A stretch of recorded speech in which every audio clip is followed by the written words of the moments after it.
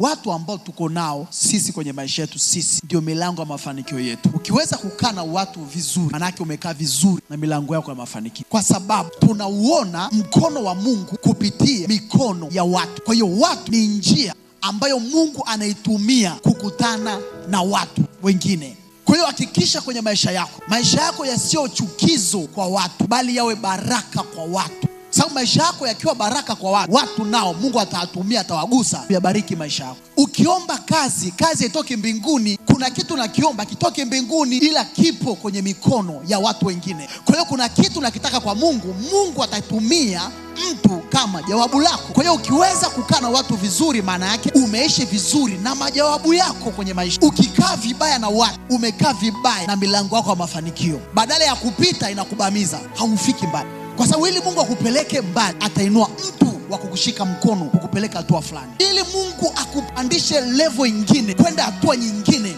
alishuki mkono. Hapana, Mungu anawagusa watu waguse maisha yako. Kwa hiyo tunamwona Mungu kupitia watu waliotuzunguka kwenye maisha yetu sisi. Mungu anajua kabisa maisha yako ni ya muhimu.